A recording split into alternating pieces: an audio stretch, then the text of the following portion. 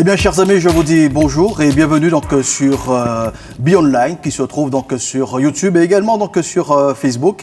Je vous rappelle bien qu'ici donc les réseaux sociaux de l'Église évangélique donc de Bethel. Que le Seigneur puisse vous bénir en ce temps particulier, puisque comme vous le savez, nous avons donc commencé le déconfinement, cette deuxième phase d'une situation inédite dans laquelle nous nous retrouvons, mais nous comptons uniquement sur la grâce de Dieu. J'espère qu'en tout cas ces 2 premières semaines se sont bien passées, que vous avez pu trouver donc les bons ajustements en respectant bien sûr les gestes barrières et en vous adaptant avec le masque et surtout en valorisant donc les relations sociales. Je parle de relations sociales parce que voyez-vous, il est important donc de marquer la différence entre la distance physique, et je crois que c'est ce que nous devons respecter, 1 mètre, 1,50 m entre nous, et le fait que nous avons besoin l'un de l'autre en pareille circonstance. Et je vous invite à ce que nous puissions donc continuer en ce sens. Ce matin, si vous regardez bien, nous sommes quasiment à 72 heures de l'abolition de l'esclavage en Guadeloupe. Mardi prochain, 27 mai, ça sera donc une journée spéciale pour nous dans ce pays. Nous rappelons que le 27 mai 1848, soit 182 ans de cela, nos ancêtres ont bénéficié vraiment donc d'une étape importante donc dans leur vie. Pourquoi aujourd'hui nous voulons faire cette emphase donc sur l'abolition de l'esclavage? Parce que nous croyons qu'il y a de cela 182 ans, une étape a été franchie. Il y a eu quelque chose de fort qui s'est fait donc dans notre pays, dans notre histoire, et qu'aujourd'hui, en 2020, il est peut-être nécessaire pour nous que nous puissions aller plus loin. Donc c'est pourquoi je vous invite pendant quelques minutes à ce que nous puissions nous arrêter sur cette invitation pour aller plus loin en Guadeloupe. Et ma conviction, c'est que l'évangile, la puissance de Dieu pour le salut de quiconque croit, la bonne nouvelle, la Bible porte, les éléments nécessaires qui sont capables de transformer un peuple, de transformer une nation, de transformer des familles et de vous transformer aussi. Alors je vous invite à ce que nous puissions aller plus loin. Quelle que soit votre situation actuelle, il y a une parole du Seigneur qui s'adapte à votre défi. Je vous propose donc de considérer 2 points importants pour aller plus loin donc en Guadeloupe. Nous verrons ce que nous pouvons faire ensemble dans ce pays et pour ce pays, l'un à côté de l'autre. Mais pour commencer, laissez-moi d'abord commencer donc avec ce premier point où je vous invite à un tête-à-tête, un cœur à cœur entre nous, pour que nous puissions voir, mais en quoi l'Évangile peut vous aider à aller plus loin. Avant toute chose, je vous invite à la prière. Nous te bénissons, nous te rendons grâce, parce que ta parole déclare à l'Éternel la terre et ce qu'elle renferme, le monde et ceux qui l'habitent.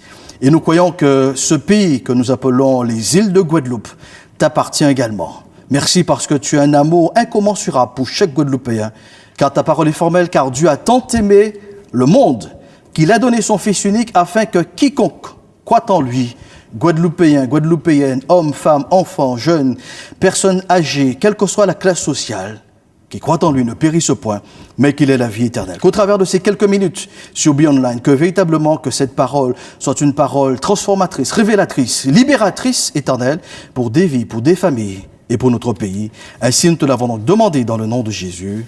Amen. Pour ce cœur à cœur,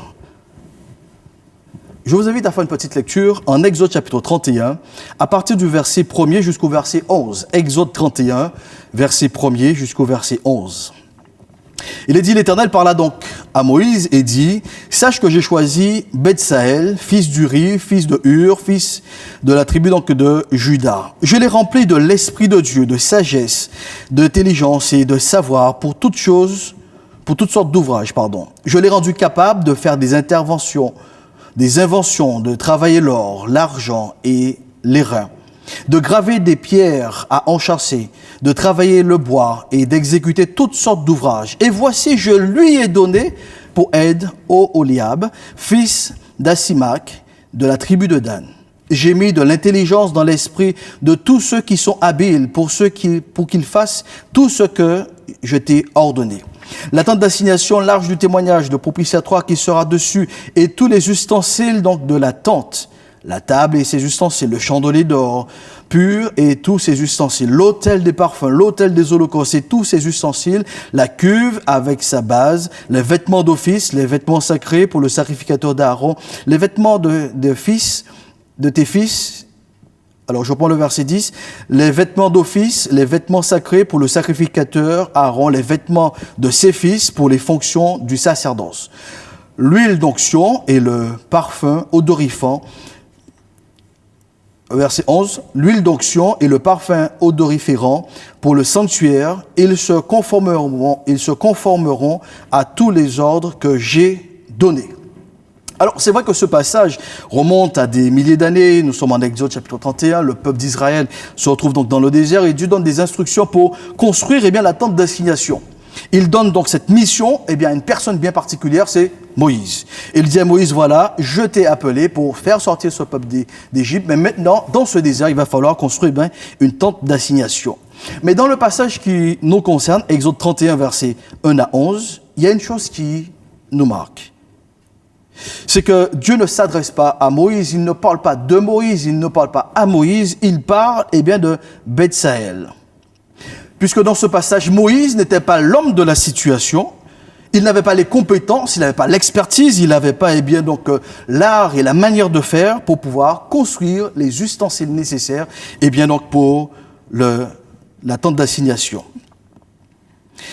Hormis le fait que nous avons donc la mention de Bethsaël, par exemple, également la mention d'Oliab et la mission qui leur est confiée, il y a une chose qui nous frappe dans ce passage, et j'aimerais attirer votre attention là-dessus, c'est que Dieu se met en avant pour bien affirmer son choix. Il se met en avant. Ainsi, dit-il, l'Éternel parla donc à Moïse et dit, sache que j'ai choisi. Moi, l'Éternel, c'est moi qui ai choisi Bethsaël. Je l'ai rempli, au verset 3. Il déclare aussi, je l'ai rendu capable. Mais le jeu ici, c'est toujours Dieu qui est donc l'acteur et qui prend donc l'initiative. Au verset 6, il dit, je lui ai donné pour aide Oliab. J'ai mis de l'intelligence dans l'esprit de tous ceux qui sont habiles. Dieu qui prend donc des initiatives. Et pour conclure ce passage, il dit, donc ils se conformeront à tous les ordres que j'ai donnés, moi l'Éternel. Dieu se met donc en avant et affirme, confirme et réaffirme son choix pour ces personnes, pour ces experts, pour ces personnes qualifiées en qui il a investi. Dieu insiste sur le fait qu'en tant que le Dieu créateur, il a déjà investi dans ces hommes, spécialement pour une mission particulière. Dans un moment particulier, pour une tâche particulière et spéciale, il a déjà investi en eux. En d'autres termes, cela veut dire qu'avant qu'il y ait ce projet de la construction de la tente d'assignation, peut-être 40 ans en amont, il y a un enfant qui est venu à l'existence du nom de Bethsaël, d'Oliab. Et Dieu, au fur et à mesure, a investi dans cette personne ou dans ces personnes pour qu'au temps marqué, au moment voulu, qu'il soit opérationnel pour lui. Chers amis, vous qui suivez actuellement donc cette émission, sur Be Online, j'aimerais vous dire que le Dieu que nous servons, il n'a pas changé. Il est toujours le même hier, aujourd'hui et éternellement. Et tout l'investissement qu'il a fait pour le peuple d'Israël, il le fait également pour notre pays, la Guadeloupe, pour la terre de Guadeloupe, pour les îles de Guadeloupe. Et vous qui me regardez actuellement, sachez que vous et moi, nous sommes comme Bethsaël. Dieu a investi dans la vie de chacun d'entre nous. Et si nous sommes à l'existence, ce n'est pas le fruit du hasard, c'est qu'il a pourvu à un plan, à un projet, à une mission spéciale, c'est que chacun d'entre nous, nous avons une expertise quelque part. Bethsaël avait cette expertise pour pouvoir construire les matériaux, préparer les objets nécessaires pour la tente d'assignation. Il n'a pas reçu la mission, il n'a pas reçu la vision, il n'a pas reçu les 10 commandements, il n'a pas fait l'expérience sur le mont Sinaï. Mais il avait une mission particulière à accomplir. Et j'aimerais te dire, pour que la Guadeloupe puisse aller plus loin, la Guadeloupe compte sur toi. Pour que la Guadeloupe puisse aller plus loin, Dieu compte sur toi parce qu'il a déjà investi en toi, en moi et en nous, tout ce qui est nécessaire pour que notre pays puisse aller beaucoup plus loin. Et j'aimerais te dire que chaque matin, quand tu te lèves, tu bénéficies, je bénéficie, nous bénéficions de ce que nous avons de plus précieux, à savoir la respiration. C'est Dieu qui nous l'accorde. Et chaque fois que Dieu m'accorde la respiration le matin quand je me lève, il est en train de me dire, sache, toi qui écoutes cette émission, toi qui suis le programme de Be Online, que j'ai investi en toi aujourd'hui ma confiance pour que tu puisses apporter ta contribution dans mon projet pour les îles de Guadeloupe, pour notre pays. Dieu compte effectivement donc sur nous. Il est en train de te dire au travers de chaque respiration que tu prends pour vivre, il t'a donné les capacités nécessaires, les qualités nécessaires, les compétences nécessaires pour être engagé dans son projet. Parce que oui, Dieu a un projet pour notre pays, pour les îles de Guadeloupe. Chaque personne est une personne intelligente. Pas laisser pas monde venir jouer dans l'esprit pour dire que ou pas rien du tout, ou moins que rien, ou bien son thé. Non, pas laisser pas monde jouer dans l'esprit. Parce que Dieu, le Dieu créateur, a investi en toi. Et ce premier point, ce tête-à-tête que j'aimerais avoir avec toi, c'est pour te dire simplement, il est important, nécessaire que tu puisses te réconcilier avec le Dieu créateur. Réconcilie-toi avec le Dieu créateur. Oui, c'est vrai qu'on a beaucoup parlé du Dieu amour, du Dieu sauveur, du Dieu Seigneur. Oui, mais j'aimerais ce matin t'interpeller, te dire, tu as besoin, j'ai besoin de me reconnecter encore davantage avec le Dieu créateur. Celui qui me permet de respirer chaque jour. Et chaque respiration que je prends, c'est un rappel que je suis investi, que je suis équipé, que j'ai des dons, j'ai des capacités et j'ai donc des talents. Pour t'aider à t'approprier donc cette vérité, je te propose donc un exercice qui est très simple. Prends juste un moment avec toi et avec toi seul. Ne pense pas aux voisins, ne pense pas à un membre de ta famille, mais juste pour toi. Cherche et liste 5 capacités, 5 compétences, 5 valeurs que tu as. Non pas que les autres ont, mais que tu as.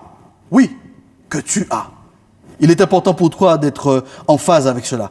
Prends le temps de faire cette liste. Peut-être que tu en trouveras plus, mais n'en trouve surtout pas moins, parce que je reste persuadé que tu as au minimum 5 capacités et aptitudes.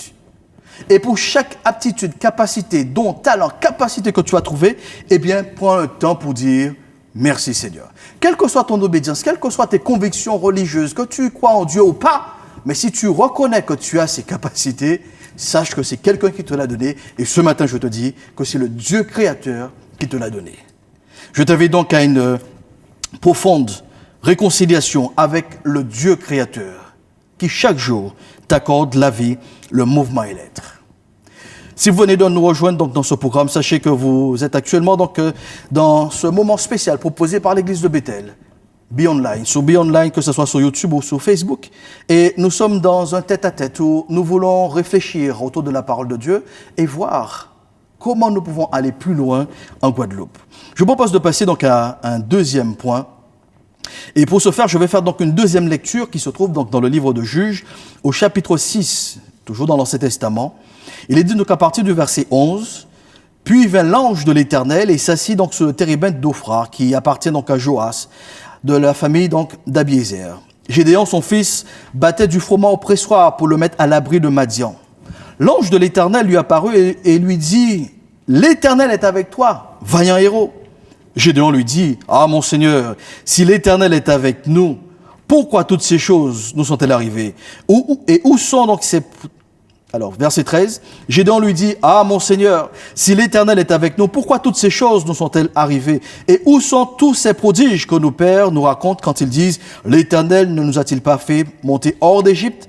Maintenant, l'Éternel nous abandonne et il nous livre entre les mains de Madian. » L'Éternel se tourna vers lui et lui dit, « Va avec cette force que tu as et délivre Israël de la main de Madian. N'est-ce pas moi qui t'envoie? » Gédéon lui dit, « Ah, mon Seigneur, avec quoi délivrerai-je Israël? Voici ma famille est la plus pauvre en Manassé et je suis le plus petit de la maison de mon père. » L'Éternel lui dit, « Mais je serai avec toi et tu battras Madian comme un seul homme. » Dans ce passage qui, là aussi, date de plusieurs milliers d'années, qui se trouve dans l'Ancien Testament, eh bien, il y a donc, de bonnes nouvelles à en retirer pour notre sujet, pour aller plus loin en Guadeloupe.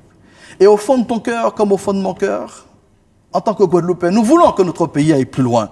Nous ne sommes pas satisfaits de la situation, comme ça a été le cas de Gédéon. Il n'était pas satisfait de ce qui se passait dans ce pays. Il ne se réjouissait pas du fait que Madian venait et pillait donc, les ressources, la récolte de son pays.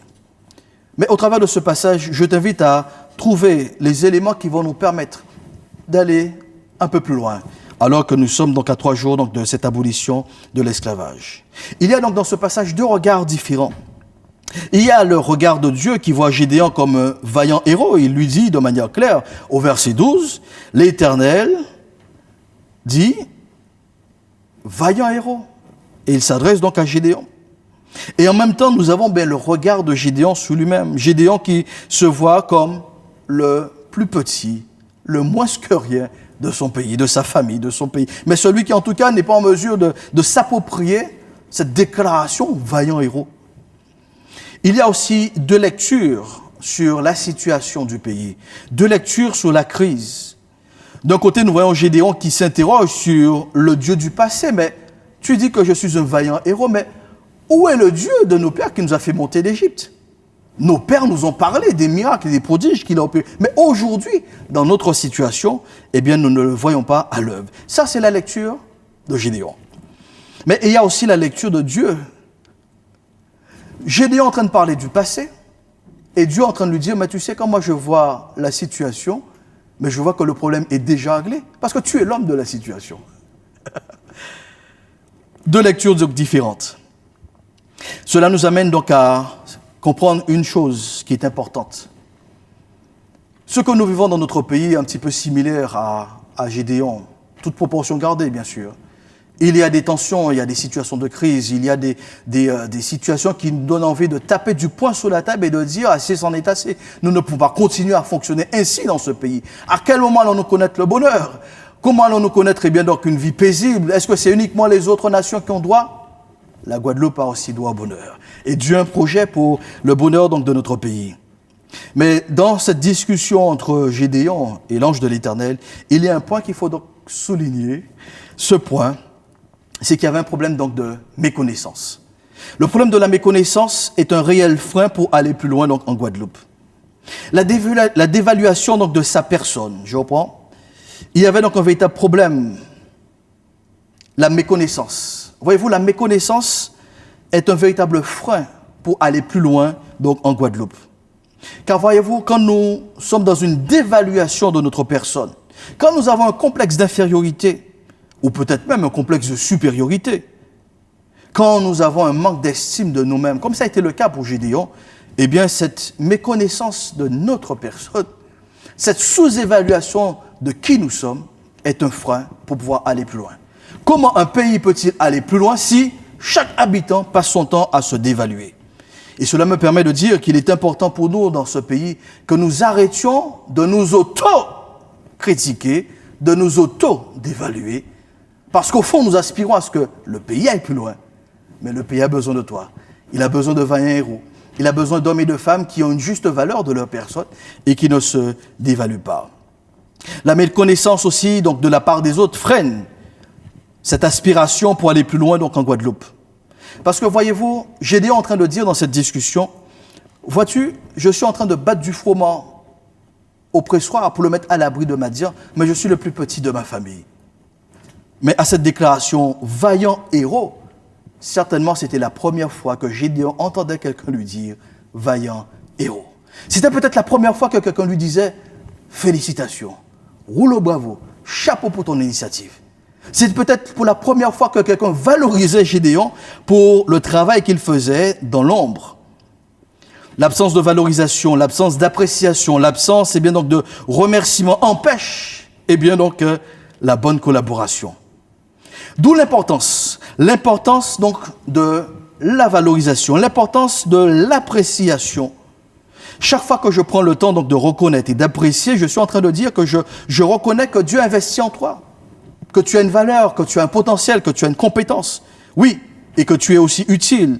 Je suis en train de dire que tu apportes une contribution significative à l'avancement eh bien, donc, du projet, à l'avancement donc, du pays. Mais je suis en train de dire, par cette reconnaissance, que je reconnais eh bien, donc, tes capacités, eh bien, finalement, au fond, je suis limité. Et parce que je suis limité, c'est grâce à toi que je peux aller plus loin, parce que tu apportes donc une contribution. L'appréciation et la valorisation, c'est aussi donc un puissant antidote contre la jalousie, contre la comparaison, l'envie, l'égoïsme, l'orgueil qui gangrène eh bien, donc, la vie de notre pays. La Guadeloupe va aller plus loin. La Guadeloupe aspire à aller plus loin. Chaque Guadeloupéen aspire à voir son pays un peu plus haut. Pour cela, mon ami, nous avons besoin de cultiver juste un élément très simple. Apprenons à nous apprécier. Apprenons à nous valoriser. Apprenons à discerner, à détecter eh bien donc, les valeurs sûres qui sont autour de nous, en sachant que toi, qui écoute actuellement, tu es une valeur sûre. Tu ne saurais apprécier l'autre si tu n'arrives pas à t'apprécier toi-même. D'où ce premier point, ce tête-à-tête que nous avons eu. Il est important de te reconnecter avec le Dieu créateur. Et quand tu te reconnectes avec le Dieu créateur, tes yeux s'ouvrent et voient ce que le Dieu créateur fait autour de toi, les personnes, les potentialités, les capacités qu'il a mis autour de toi.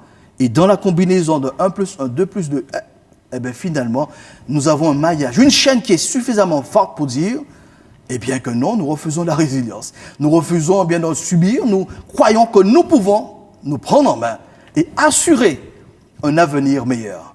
Non pas avec nos propres forces, mais tout simplement en comptant sur la grâce de Dieu. Et de même qu'il y a eu un premier exercice, je te propose un dernier exercice pour terminer, eh bien donc ce moment. Trouve 3 personnes. Alors là, c'était 5 capacités, 5 dons, 5 talents. Mais là, trouve 3 personnes dans ton entourage. 3 personnes pour juste les apprécier, juste les remercier, juste les valoriser. Et dans cet exercice, applique-toi à faire une chose, à simplement les apprécier avec un point final, sans rajouter de « mais tu sais, effectivement j'apprécie, mais je connais ». Ça ne veut pas dire qu'on n'est pas parfait. On n'a pas besoin de rajouter ça, parce que pas le monde n'est pas parfait. Quand on vient pour apprécier, apprécions simplement. Quand on vient pour remercier, remercions simplement. Quand on vient pour valoriser, valorisons simplement. Il nous reste juste 30 secondes pour terminer. J'aimerais simplement vous dire que nous avons eu plaisir à partager avec vous cette parole. Oui, il est possible que nous puissions aller plus loin. Et en ce 27 mai qui s'annonce, je prie simplement que ça ne soit pas un 27 mai de lamentation, mais de réjouissance, d'appréciation, et que nous puissions contribuer à ce que notre pays puisse aller plus loin. Je vous invite à la prière.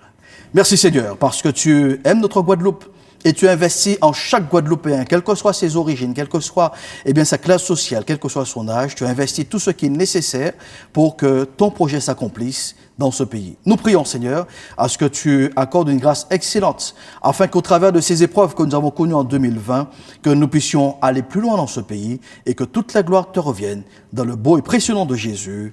Amen. Eh bien, nous prions que cette émission puisse avoir un impact dans votre vie, dans votre famille et dans notre pays pour aller plus loin. Que Dieu vous bénisse. Je suis heureux car Jésus m'a sauvé. Dans son amour, il m'a tout pardonné. Voilà pourquoi je me mets à chanter. Je suis heureux car Jésus m'a sauvé. Je suis heureux car Jésus m'a sauvé. Dans son amour, il m'a tout pardonné. Voilà pourquoi je me mets à chanter. Je suis heureux car Jésus m'a sauvé. J'aime l'homme de Galilée. J'aime l'homme de Galilée. Il a pris mon péché, enlevé mon iniquité. Oh, j'aime l'homme de Galilée. J'aime l'homme de Galilée. J'aime l'homme de Galilée. Il a pris mon péché, enlevé mon iniquité. Oh, j'aime l'homme de Galilée. Oh, j'aime l'homme